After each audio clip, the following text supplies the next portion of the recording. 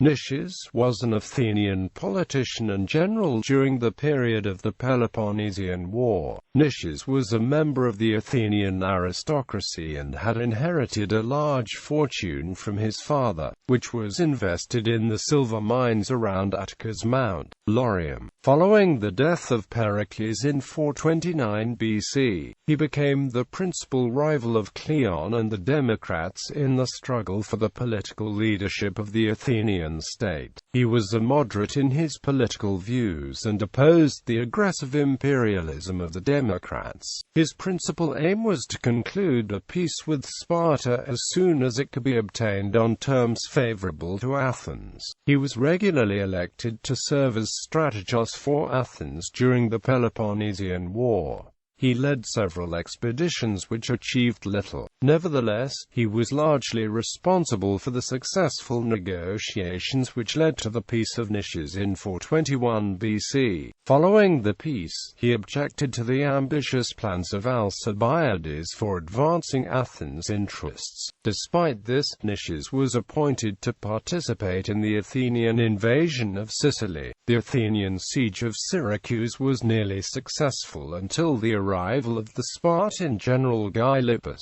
who turned the situation around so that the Athenians were themselves under siege. Nicias led his forces in a desperate attempt to escape by land. However, they were cut off and he and his Athenian army were overwhelmed and defeated. His army was almost wiped out, but he reminded Gylippus of all the times Nicias had spared him, and was in turn spared. Early life. Nicias inherited from his father, Niceratus, a considerable fortune, which was invested mainly in the silver mines of Laurium. It is said that Nicias had over 1,000 slaves working in the mines. Plutarch states that Nicias was also exceedingly generous with his wealth, using his money for charitable activities in Athens and funding many religious festivals. Nicias' political rise. Nicias' rise to prominence occurred while Pericles was at the head of the Athenian government. After Pericles' death in 429 BC, Nicias became an important Athenian politician with the aristocratic party looking to him as the leader. As such, Nicias became the rival of Cleon's popular democratic party. Nicias lacked the eloquence or charm to win popularity among Athenians, according to the later historian Plutarch. Instead, Nicias gained popularity through the use of his wealth. He funded and organized choruses for Athenian dramas, sporting events, public exhibitions, and newer restored statues and temples. Plutarch specifically refers to an example of Nicias' generosity, his funding of the festival of Delos. Nicias funded the building of a bridge of boats between Delos and the Rhenian Islands. The ships were decorated with garlands, gilding, and rich tapestry. Then a richly dressed chorus walked across the boats. Nicias then provided a 10,000 drachma fund to the Delians so they would continue this event into the future, praying on his behalf. Such instructions were engraved onto a pillar. Military activities. Nicias was strategos in both 427 BC and 425 BC. During these years, Nicias was a very cautious general. He avoided engaging in any important military enterprise during his time as commander. According to Plutarch, this was to his benefit, as Nicias was able to avoid the worst of Athens' misfortunes, both military and political. Plutarch states that Nicias declined all difficult and lengthy enterprises. If he took a command, he was for doing what was safe. Plutarch also noted that on the battlefield, Nicias was recognized as a fair combatant, fighting as courageously as any other soldier. Peace of Nicias. After fighting for a decade in the Peloponnesian War, both Athens and Sparta were exhausted. The Athenian general, Laches, with the support of Nicias, successfully moved in the Athenian assembly in 423 BC for an armistice with Sparta to check the progress of Sparta's most effective general, Brasidas.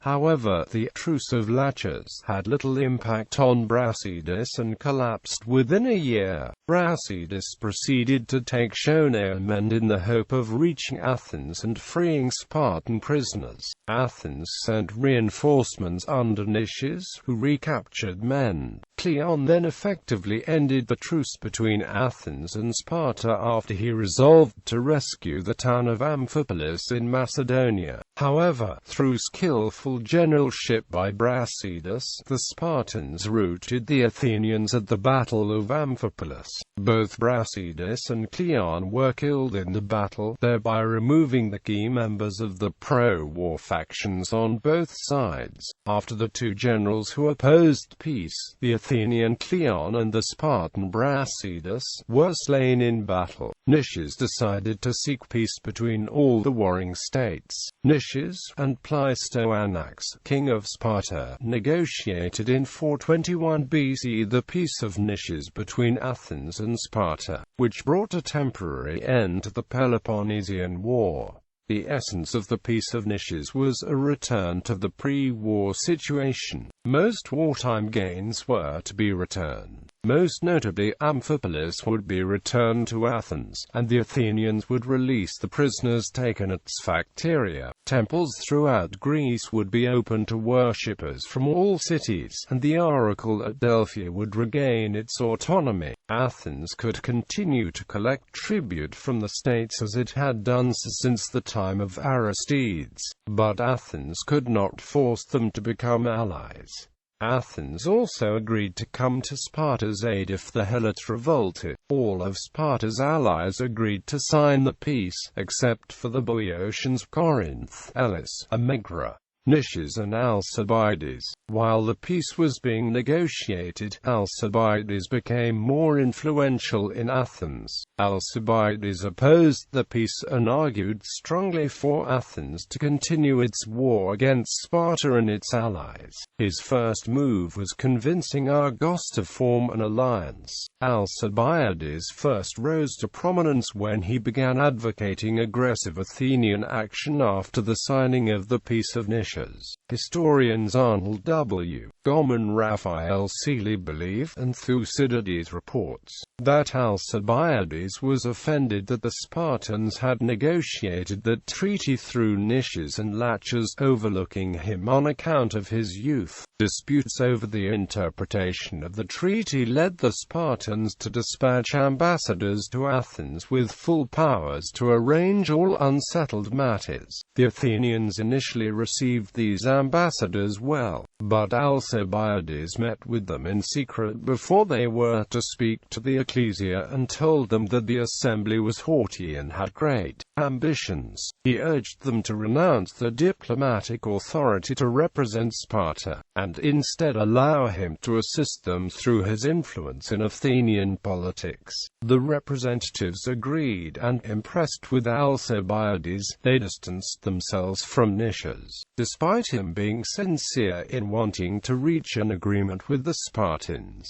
The next day, during the assembly, Alcibiades asked them what powers Sparta had granted them to negotiate, and they replied, as agreed, that they had not come with full and independent powers. This was in direct contradiction to what they had said the day before, and Alcibiades seized on this opportunity to denounce the character, cast suspicion on their aims, and destroy their credibility. This ploy increased Alcibiades' standing while embarrassing Nicias, and Alcibiades was subsequently appointed general. He took advantage of his increasing power to orchestrate the creation of an alliance between Argos, Mantinea, Elis, and other states in the Peloponnese, threatening Sparta's dominance in the region. This alliance, however, was ultimately defeated in 418 BC at the Battle of Mantinea. Nicias and Hyperbolos. During the years 416 BC and 415 BC, a complex struggle took place between Hyperbolos on one side and Nicias and Alcibiades on the other. Hyperbolos tried to bring about the ostracism of one of this pair, but Nicias and Alcibiades combined their influence to induce the people to expel Hyperbolos instead. This incident reveals that Nicias and Alcibiades each commanded a personal following, whose votes were determined by the wishes of the leaders. Plutarch was of the view that the Athenians were so angered by this cynical maneuvering that the ostracism was never to be used again. The Sicilian Expedition. In 415 BC, delegates from the Sicilian city of Segesta arrived in Athens to plead for the support of the Athenians in the war against Selinus. During the subsequent debates, Nicias vehemently opposed an Athenian intervention, explaining that the campaign would be very costly. He attacked the character and motives of Alcibiades, who was a strong supporter of the expedition. Alcibiades argued that a Sicilian campaign would bring riches to the city and expand the empire, just as the Persian wars had. In spite of Alcibiades' enthusiastic advocacy for the plan, it was Nicias, not he, who turned a modest undertaking into a massive campaign and made the conquest of Sicily seem possible and safe. It was at Nicias' suggestion that the size of the fleet was significantly increased from 60 ships to 140 galleys, 5,100 men-at-arms, and about 1,300 archers, slingers, and light-armed men. It would seem that Nicias' intention was to shock the assembly with his high estimate of the forces required, but, instead of dissuading his fellow citizens, his analysis made them all the more eager. Against his wishes, Nicias was appointed general along with Alcibiades and Lamachus, all three of whom were given full powers to do whatever was in the best interests of Athens while in Sicily. One night during preparations for the expedition, the Hermii, heads of the god Hermes on a plinth with a phallus, were mutilated throughout Athens. This was a religious scandal and was seen as a bad omen for the mission. Plutarch explains that Androcles, a political leader, used false witnesses who accused Alcibiades and his friends of mutilating the statues, and of profaning the Eleusinian mysteries. Later his opponents, chief among them being Androcles and Thessalus, Chimon's son, enlisted orators to argue that Alcibiades should set sail as planned and stand trial on his return from the campaign. Alcibiades was suspicious of their intentions, and asked to be allowed to stand trial immediately, under penalty of death, in order to clear his name.